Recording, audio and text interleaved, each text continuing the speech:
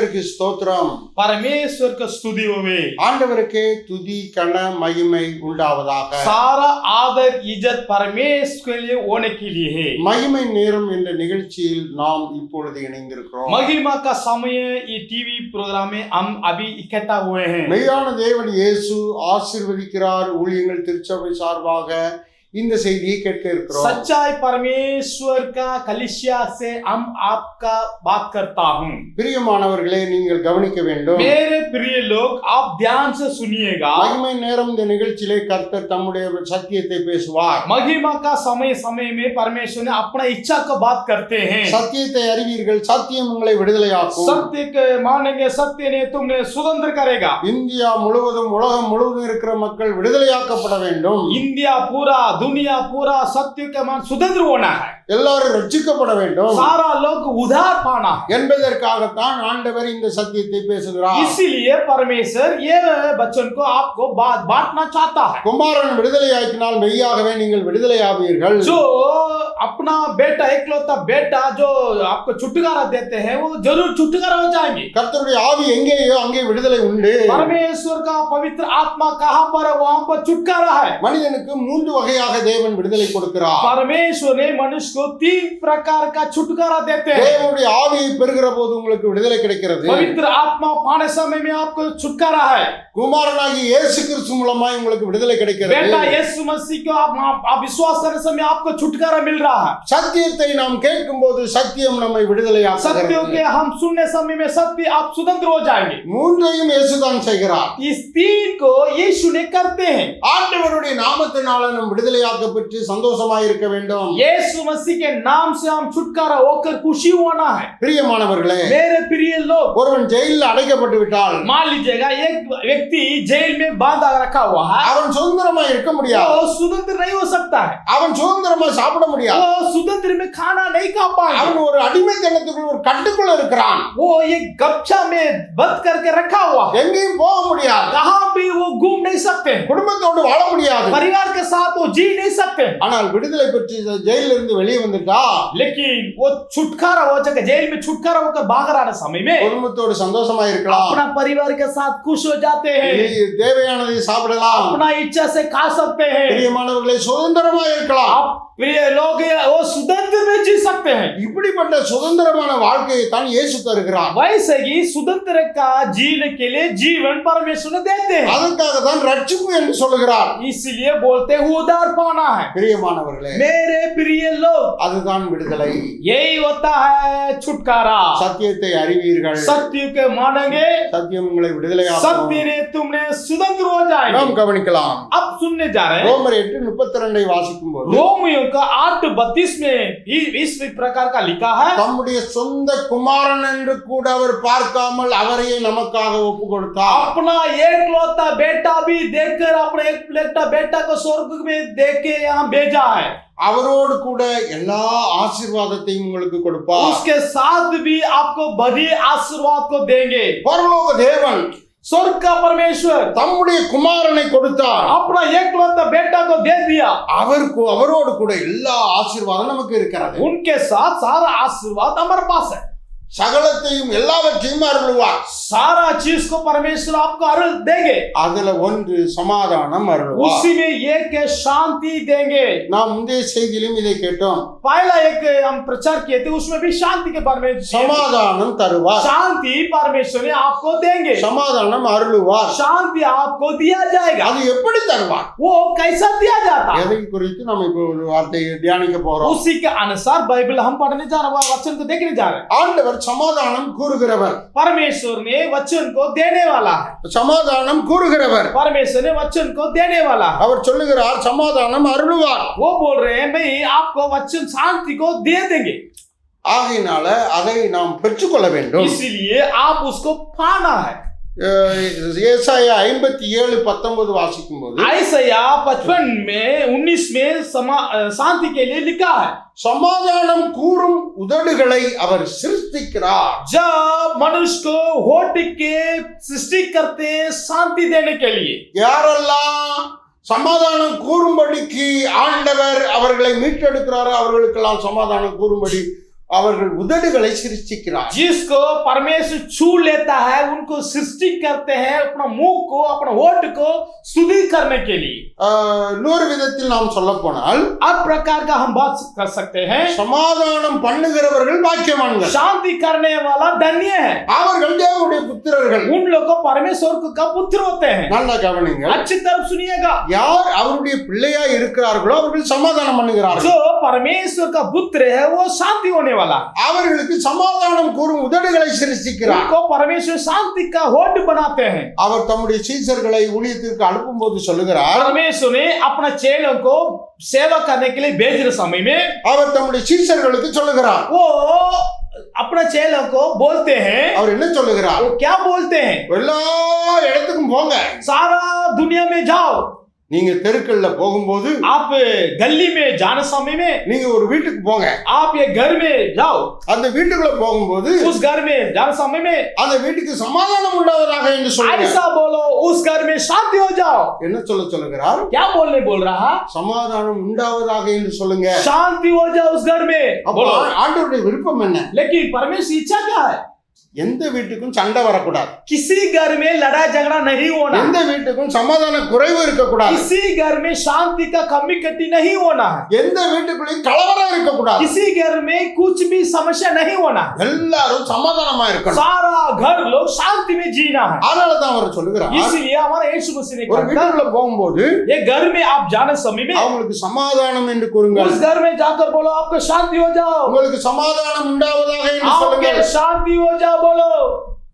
அவங்க உங்களை ஏற்றுக்கொண்டால், अगर आपको उन लोग स्वीकार करेंगे तो அவர்கள் இயேசுவை ஏற்றுக்கொண்டால், अगर उन लोग यीशु मसीह को स्वीकार करेंगे तो அவர்கள் பாத்திரவான்களாக மாறிவிட்டால், उन लोग एक बर्तन के रूप में बन जाएगा.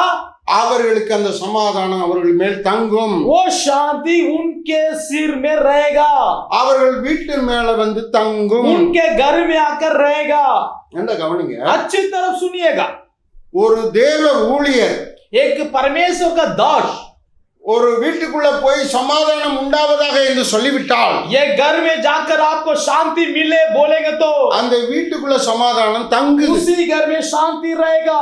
அங்க இருக்கிற மனுஷர் மேல் சமாதானம் தங்குது. उसी घर लोग के लिए शांति रहेगा. பிரியமானவர்களே, मेरे प्रिय लोग, தேவனுடைய விருப்பம் என்ன? परमेश्वर की इच्छा क्या है? சமாதானத்தோடு வாழ வேண்டும். शांति से दुनिया लोग जीना है. சமாதானம் எல்லாருக்கும் உண்டாயிருக்க வேண்டும். शांति सबको होना है. அதனால தான் அவர் சமாதானம் கூறும் உதடுகளை உண்டாக்குகிறார். इसलिए परमेश्वर ओठ को बना दिया है शांति के लिए. அவர்கள் வாயை சமாதானம் சொல்லும்படி கட்டளையிடுகிறார். उनको मुंह को खोलते हैं शांति के लिए.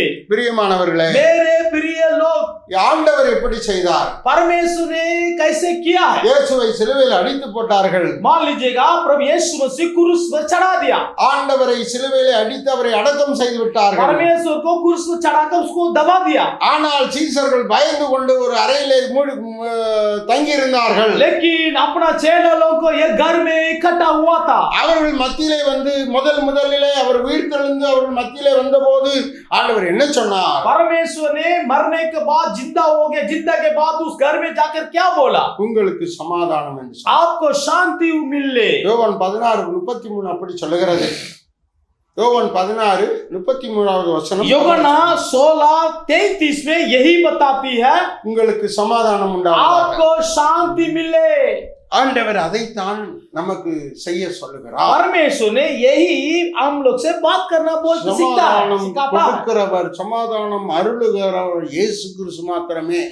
शांति देने वाला शांति दिया जाएगा प्रभु यीशु मसीह सिर्फ. ओके, உலகம் முழுசும் ஓடி திரிந்து பாருங்க, आप अपना दौलत लेकर दुनिया पूरा घूमो, ஆனால் சமாதானம் எங்கேயும் கிடையாது. लेकिन आपके पास शांति नहीं है, वो कहीं भी नहीं मिलेगा. இயேசு கிறிஸ்து சபை மூலமாக, இயேசு கிறிஸ்து மூலமாக மாத்திரமே உங்களுக்கு कलीसिया के द्वारा आपका शांति, यीशु मसीह के द्वारा आपके शांति है. சமாதானத்தை பற்றி பேசுகிற, சமாதானத்தை பற்றி நடப்பிக்கிற, கிரியை நடப்பிக்கிற காரியங்கள் இயேசுவால் மாத்திரம் உண்டாகும். शांति के लिए प्रभु यीशु मसीह कार्यक्रम करते हैं, वो शांति हो जाता है। மத்தேயு 10:13 வாசிக்கும் போது मत्ती सुसमाचार 10:13 ये बताती है। லூக்கா 10:5-6 வாசிக்கிற போது लूक सुसमाचार 10:5-6 ये बताती है। உங்க வீட்டுக்கு சமாதானம் உண்டாவதாக சொல்லுங்க. आपके किसी घर में जाकर आप बोलो आपके घर में शांति मिले, அவர்களுக்கு சமாதானம் உண்டாகும். उनको शांति मिल जाएगा। ஒருவேளை அவர்கள் ஏற்றுக்கொள்ளாவிட்டால் हो सकता है उन लोग नहीं पाएंगे, அவர்களுக்கு சமாதானம் கிடைக்காது. उनको शांति नहीं मिलेगा। பிரியமானவர்களே, मेरे प्रिय लोग, தேவ ஊழியர்களை அதனால தான் எல்லாரும் வீட்டுக்குள்ள ஏற்றுக்கொண்டு ஜெபிக்க சொல்லுகிறார்கள். इसलिए परमेश्वर दास लोग सेवा लोग को घर बुलाकर प्रार्थना करो बोलते हैं। நன்றாய் கவனியுங்கள். अच्छी तरफ सुनिएगा। உங்க வீட்டுக்குள்ள ஒரு தேவ ஊழியர் கர்த்தருடைய ஊழியம் செய்கிற மனிதன் வந்தால் आपके घर में एक प्रभु का दास एक सेवा आपके घर में आने समय में உங்களுக்கு கிடைக்கும் முதல் ஆசீர்வாதம் என்ன? आपके पहले जो मिलता है आशीर्वाद क्या है? தேவ சமாதானம் உங்கள் வீட்டுக்கு வருகிறது. परमेश्वर शांति आपके घर में आ जाता है। தேவ சமாதானம் உங்கள் பிள்ளைகளுக்குள்ள வருகிறது.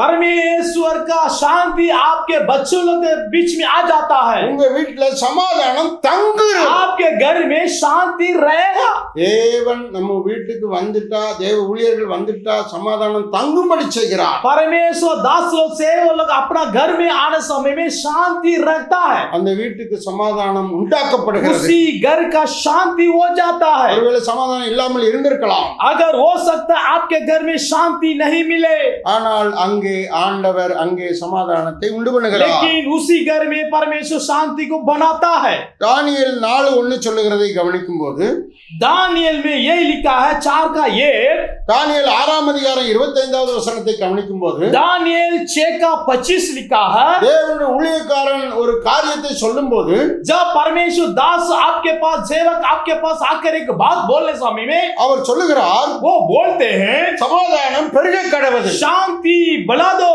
சமாதானம் பெருக கடவது. शांति बढ़ाओ। அப்போ ஆண்டவர் சொன்ன வார்த்தையை பழைய ஏற்பாட்டில இருந்து சொல்லி வருகிறார்கள். ये पुराना नियम में भी ये बोलते रहते हैं लोग। பழைய ஏற்பாட்டு ஊழியக்காரர் தானியேல் சொல்லும்போது சொல்றார், சமாதானம் பெருக கடவது. पुराना सेवक नया नियम में पुराना नियम में जो पुराना सेवक यही बोलते हैं आपको शांति हो जाओ। அல்லேலூயா, हालेलुया, அல்லேலூயா. हालेलुया। எரேமியா 28:9 வாசிக்கும் போது जो एरिया में 38:9 ये बताती है 9, கர்த்தராலே உங்களுக்கு சமாதானம் வரும். परमेश्वर द्वारा आपके शांति मिले। அல்லேலூயா, हालेलुया। பிரியமானவர்களே, मेरे प्रिय लोग, தேவன் உங்களை நேசிக்கிறார். परमेश्वर आपसे प्यार करते हैं, அதனால தான் அவர் உங்களுக்கு சமாதானத்தை பத்தி பேசிக் கொண்டிருக்கிறார். इसलिए परमेश्वर आज आपसे शांति के बारे में बातचीत நீங்களும் करते உங்கள் हैं। பிள்ளைகளும் குடும்பமும் சந்தோஷமாய் சமாதானமாய் வாழ வேண்டும் என்று அவர் விரும்புகிறார். आपके घर में बच्चे लोग परिवार लोग खुशी से शांति से जीने समय में ஊழியக்காரர்களை ஏற்றுக்கொள்ளுங்க, உங்களுக்கு சமாதானம் வீட்டுல தங்கும்.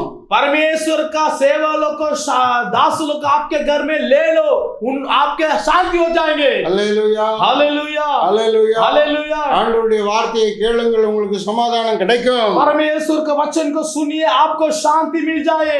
ஆமென், आमीन। ஆண்டவர் சமாதானம் கூறும் உதடுகளை தேசத்திலே சிருஷ்டித்துக் கொண்டிருக்கிறார். जब परमेश्वर ने मनुष्य को होठ में सृष्टि करते हैं शांति के लिए, யார் வாயிலிருந்து கலகமான வார்த்தைகள் சண்டையான வார்த்தைகள் வருகிறதோ அவர்கள் தேவனுடைய ஊழியக்காரர்கள் அல்ல.